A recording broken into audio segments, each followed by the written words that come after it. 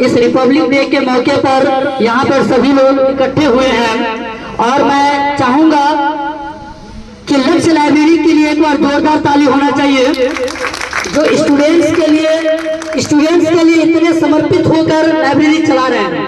एक होता है लाइब्रेरी चलाना और एक होता है लाइब्रेरी को दिल से चलाना, दोनों में फर्क है।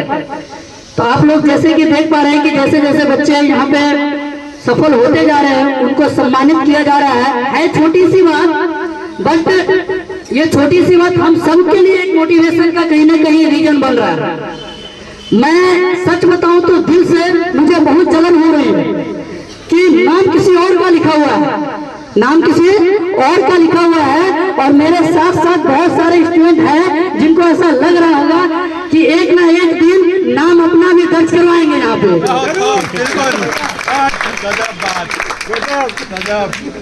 तो मैं कल से सो नहीं पा रहा हूँ कि नाम किसी और का है, लेकिन मैं रात में एक शपथ दिया हूँ कि बहुत जल्द अगला 15 अगस्त को मैं अपना नाम यहाँ दर्ज करवाऊंगा। अब सब हम लोग बात करते हैं कि आज गणतंत्र दिवस है, तो गणतंत्र दिवस की कुछ बातें करते हैं, फिर कुछ और टॉपिक को टच करेंगे हम लोग। गणतंत्र का दो अर्थ निकल जाता है। एक होता है गण माने बंदूक, तंत्र माने सिस्टम, यानी बंदूक का सिस्टम। तो यहाँ वो मतलब नहीं है। गण माने एक साधारण इंसान, तंत्र माने सिस्टम, यानी यहाँ सिस्टम साधारण इंसान का है। जिस देश में साधारण इंसान का सिस्टम चले वही है गणतंत्र। जिस देश में उच्च से उच्च व्यक्ति का भी चुनाव हो आम लोगों के द्वारा, वो है गणतंत्र। जहाँ पे उच्च व्यक्ति के लोग जो बनते हैं वो नीचे से जा सकते हैं, यानी हम सबके बीच में जो बैठे हुए हैं, कोई नहीं जानता है कि कल को जाके राष्ट्रपति की कुर्सी पे बैठ सकता है। तो मैं आज कहना चाहूंगा कि गणतंत्र ये एक वर्ड नहीं है, एक फीलिंग है। एक फीलिंग है जो हर भारतीय के दिल में है, और हर साल हम लोग गणतंत्र को बहुत ही शिद्दत से एक इंतजार के साथ मनाते हैं। और मैं आप सभी का ध्यान आकृष्ट करना चाहूंगा कि क्यों गर्व होना चाहिए हमें भारत पे, क्यों गर्व होना चाहिए हमें भारत के संविधान पे, और क्यों गर्व होना चाहिए हमारे भारत के लोकतंत्र पे। मैं कहना चाहूंगा कि भारत एक ऐसा पहला देश है पूरे वर्ल्ड में जहां पे एक लिखित संविधान सबसे बड़ा है। इतनी बड़ी लिखित संविधान वर्ल्ड के किसी भी देश में नहीं है जितनी बड़ी संविधान भारत में देखने को मिलता है। और हमें गर्व होना चाहिए हमारे देश के लोकतांत्रिक मूल्यों की नींव पे। हमें गर्व होना चाहिए कि हमारे देश के जितने भी लोग हैं उनको मौलिक अधिकारों की सुरक्षा दी गई है। और हमें गर्व होना चाहिए हमारे देश में जिस तरह से धर्मनिरपेक्ष का पालन किया जा रहा है। और हमें गर्व होना चाहिए भारत के संविधान पे, जो ना तो कठोर है ना ही लचीला है, ना ही अमेरिका के संविधान की तरह कठोर है और ना ही इंग्लैंड के संविधान की तरह लचीला है। हमारे देश के संविधान सभा के जिन लोगों ने संविधान को बनाया है, बहुत ही समझदारी के साथ, बौद्धिकता के साथ इन दोनों करीब बीच में रखा है, यानी ना लचीला ना कठोर, बीच में रखा है, ताकि समय की बदलती हुई स्थिति के साथ आपकी अगर जरूरत के अनुसार संविधान में जरूरत हो तो आप संशोधन कर सकते हैं।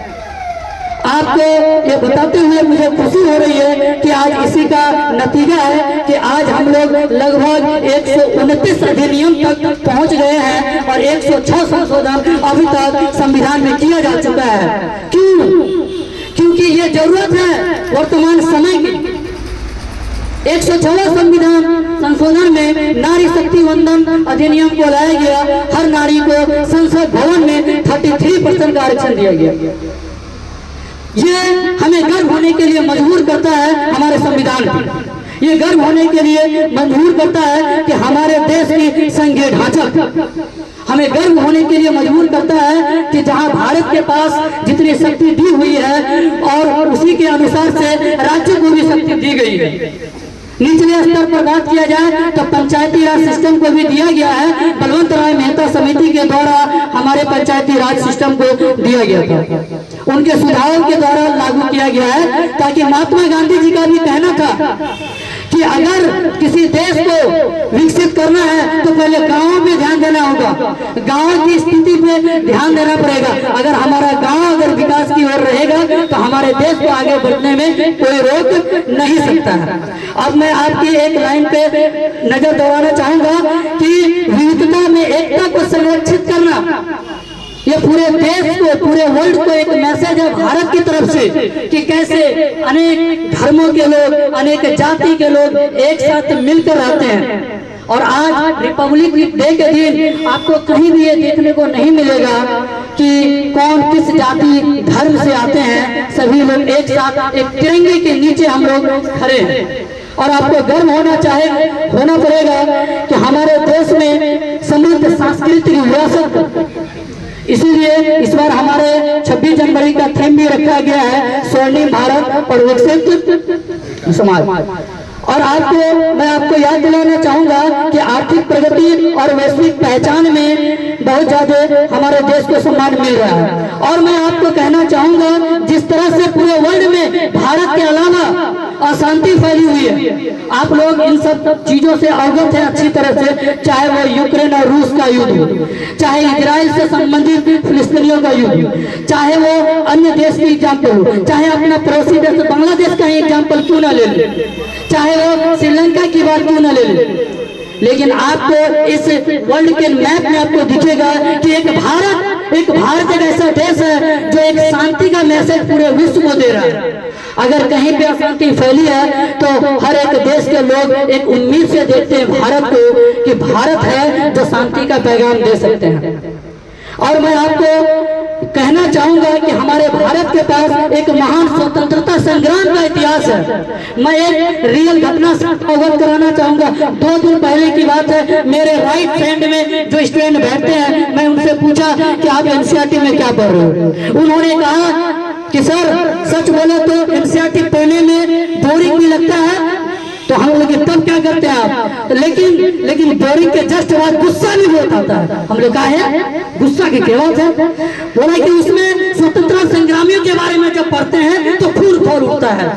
सुभाष चंद्र बोस, खुदीराम बोस, भगत सिंह, 23 साल की उम्र में भगत सिंह का एक स्टेटमेंट है जो आपको खून खौला देगा। उनसे जब पूछा गया कि आपको क्या लगा है, क्यों आप जान देने के लिए पड़े हुए हैं, आराम से रहिए ना, बोलता मैं जीते जी जो काम नहीं किया हूँ वो मर के करूंगा मैं, इसीलिए इसके लिए अगर मुझे फांसी पे भी लटकना पड़े तो इसके लिए कोई दिक्कत नहीं है। तो मुझे उनकी बात अच्छी लगी, इसलिए मैं आप सभी के सामने शेयर किया। अब मैं आपकी बात आपके सामने रखना चाहूंगा कि दुनिया के लिए भारत की प्रेरणा क्या है, लोकतंत्र का आदेश क्या है और गांधी जी की अहिंसा। अब मैं कहना चाहूंगा कि गांधी जी जिनको अमेरिका, मालदीव, श्रीलंका और रही बात अमेरिका में, ऐसा कोई देश नहीं होगा जहां पे उनकी पूजा नहीं होती होगी, उनकी सम्मान नहीं होती होगी। क्यों? क्या वो हिंसकवादी थे? इसलिए नहीं, अहिंसा उनका रास्ता क्या था, अहिंसा। अहिंसा के दम पर लोगों को, पूरे वर्ल्ड को एक मैसेज दिए कि हिंसा करने से ही आजादी नहीं मिलेगी, अहिंसा के रास्ते पे भी चल के मिल सकती है। इसीलिए आज अमेरिका में भी, चाहे आप मार्टिन लूथर किंग जूनियर की बात कर लो, उनको अमेरिका में ब्लैक गांधी कह के बुलाया जा रहा है। क्यों बुलाया जा रहा है? क्योंकि वो अपने किनको चुने थे आदर्श के रूप में, गांधी जी को आदर्श के रूप में चुने थे, इसीलिए उनको अमेरिका में कहा जाएगा ब्लैक गांधी। तो इन सभी बातों के साथ मैं आपका ज्यादा समय नहीं लूंगा और मैं कहना चाहूंगा कि आप सभी लोग पूरे इच्छा के साथ पढ़ें और जितने भी मेरे सहपाठी लोग हैं, निराशा आशा लगती रहेगी, ठीक है। हर कंडीशन में हमारे अग्रज जी भी बहुत अच्छा मोटिवेट किए कि निराशा आशा ये पार्ट ऑफ आवर स्ट्रेटेजी और you can speak that preparation का एक पार्ट है। और इसमें एक फायदा क्या है कि हम लोग मजबूत होते हैं। जब जब आप निराशा होते हो तो आप मजबूत होते हो। आप जरा सोचिए कि पहले अटेम्प्ट में कोई सक्सेस हो जाता है और जो 3 बार में अटेम्प्ट होता है तो वो आग बन जाता है, तब तक वो आग बन जाता है, अपनी कमियों को दूर कर लिया होता है। उसके बाद जब सफलता हाथ लगती है तो फिर उसके सामने कोई टिक नहीं पाता है। तो इन सभी बातों के साथ अपनी बातों को विराम दूंगा और मैं फिर से लक्ष्य लाइब्रेरी के डायरेक्टर और पूरे सिस्टम को पूरे दिल से धन्यवाद करना चाहूंगा। बहुत बहुत धन्यवाद।